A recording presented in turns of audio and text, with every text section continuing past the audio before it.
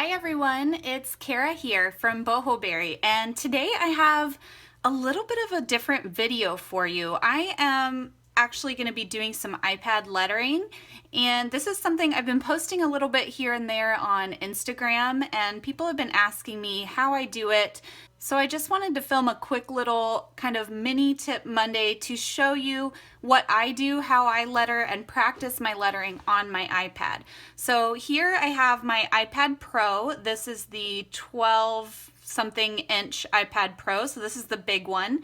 You can do everything that I'm going to show you today. You can do this on either the large or the smaller iPad Pro with the Apple Pencil. And I have the Apple Pencil here. This is actually in a case. It's called the Stylus case. I don't know how to pronounce that, but it's basically a hard case. It makes your pencil a little bit thicker, and then what's cool is it makes it retractable as well. So I can turn this and my tip of my pencil pops out just like that.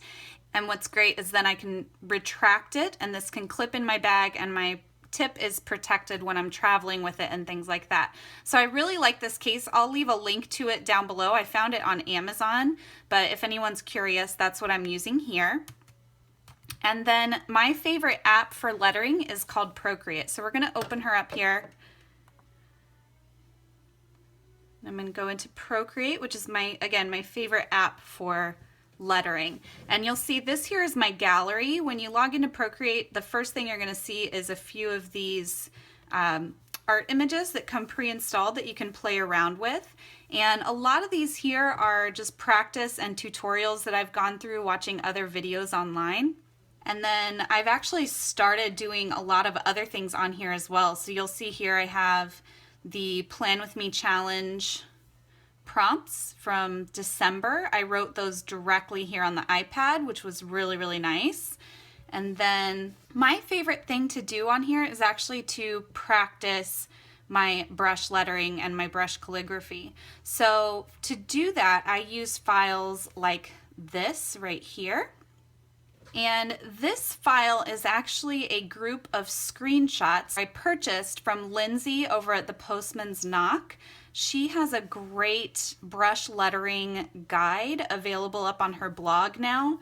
And what I did is I actually took that guide. It's meant to be printed out and used with brush pens, like a Tombow dual brush pen and things like that, to learn real brush lettering. But I decided to convert that for my iPad, and this is what I've been getting the most questions on from everyone. So I'm just going to show you. I went through that PDF, I downloaded it onto my iPad, and I went through and I screenshotted each and every page from that PDF.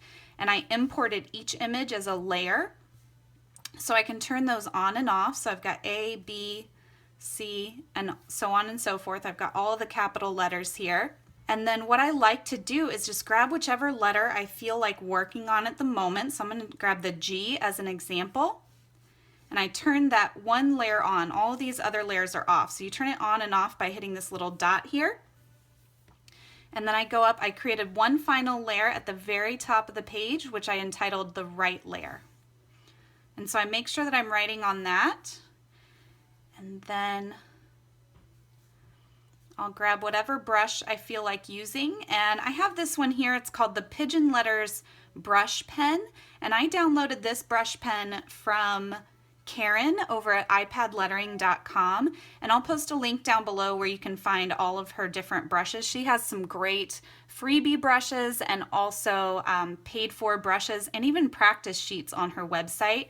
But I took this brush pen here and I modified it a little bit to my liking, which I then entitled My Brush Pen. So this is the pen that I use. We're actually just going to use this Pigeon Letters brush pen. That's the one that I downloaded, so that you can see how to do this without having to learn how to modify a brush, which is a little tricky and honestly a little too much for me to explain all in one video here. But I'm just going to select a color. I'm going to go with, let's go with a pinkish color. Okay. Or something a little darker so you can see what I'm doing. Let's go with this purple. And then we just go at it. So I'm going to bring this up This is what I love about the iPad is I can have this iPad in one position and I can still rotate my page around and move it to wherever I need it to be. And then I just go in and I practice. I'm going to bring this up, press down, and you'll see that didn't really fill up the whole space, so this pen is pretty small. So I'm going to double tap to undo. I'm going to make my brush a little bit larger. I just go around and you press harder.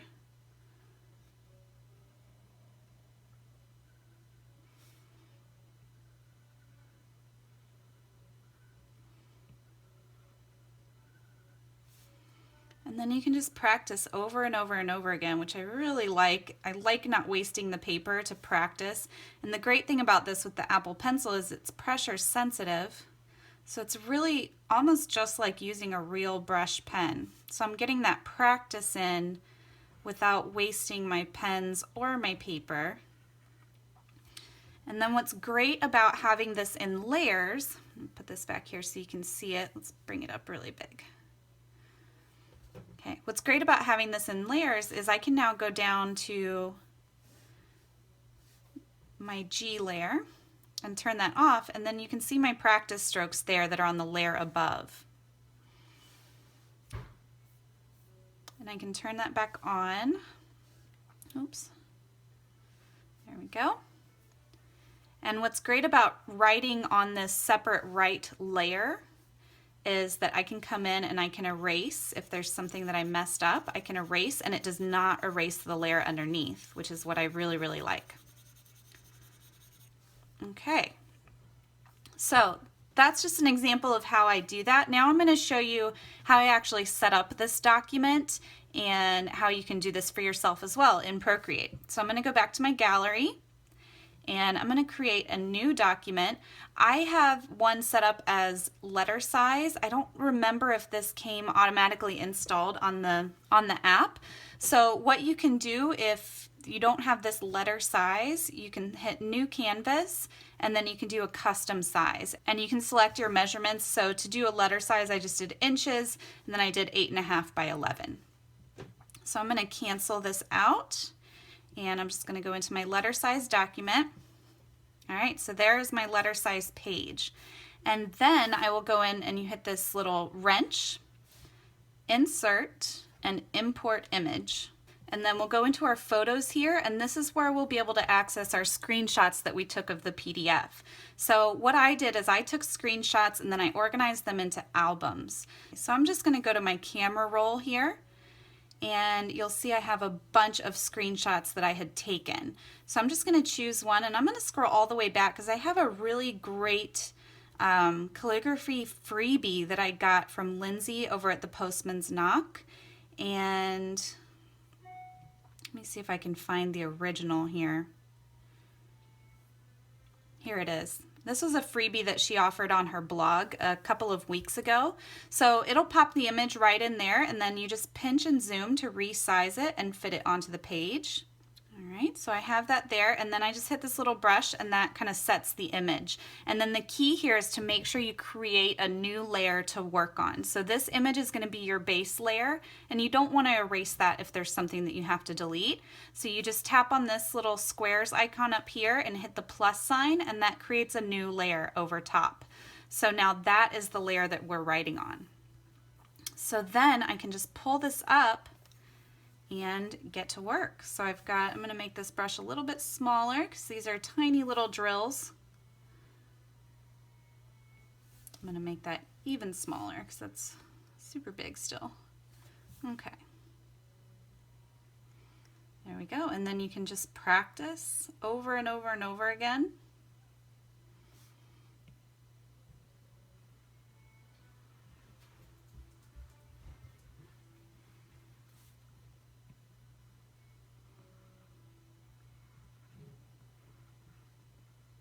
And I love this because if I mess up or I do something funky, all I have to do is either double tap to erase what I just did, or I can actually come in with the eraser and clear it all out.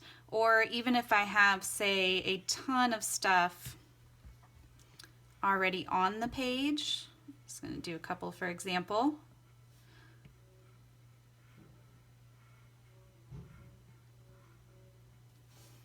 I can actually come to this layer and I can click on it and just hit clear, and that'll clear the entire layer and I can start over. So I can practice over and over and over again, which is great. And then one thing that I've done to practice my own lettering and my own handwriting is I've created a little practice guide for myself as well based on my own handwriting. So I'm going to scroll back here and see if I can find it. I did this a little while ago. I think it's, yes, this one. Here we go. So what I did is I actually created a document, and then you'll see here in the layers, I went all the way to the bottom, you can see, here, let me turn off this one. So this is what the blank document looks like, and then I added a screenshot of some guidelines, and to those guidelines I started drawing on all of my different letters. So you'll see here, turn that one off, I have A through G. And then if I make sure that I'm on this right layer, I can come in here and practice anytime if I want to create, if I want to practice my own handwriting.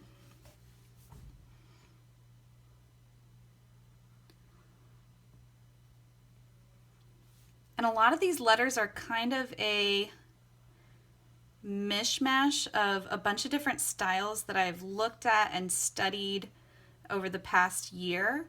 So you'll notice a lot of similarities, especially if you follow Lindsay over at the Postman's Knock. This A and B, those are totally from the Caitlin style of her calligraphy sets. And then I have a few others that I've just kind of created on my own, but this is how I write all of my letters. So it's kind of fun to have my own practice guide based on my handwriting. All right, so I'm going to clear that layer. And then I'll show you if I just flip through, you can see all of my different letters.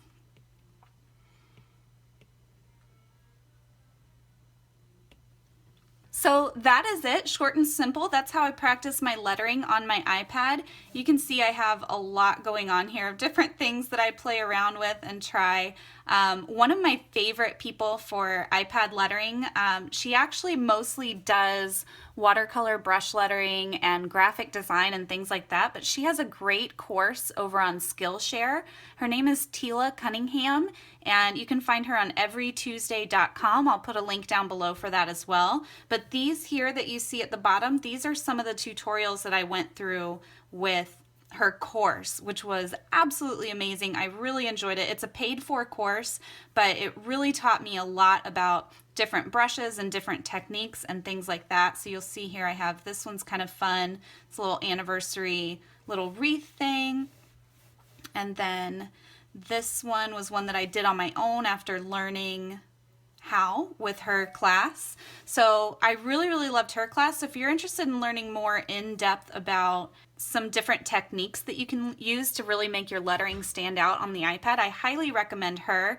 I'm also going to be linking you down below to a really good in-depth Procreate tutorial, because there's a lot of technical stuff in here. I am not a technical Procreate expert by any means. I've just kind of learned what I needed to know to do what I want to do on it. But there's a great tutorial that I'll link you down below.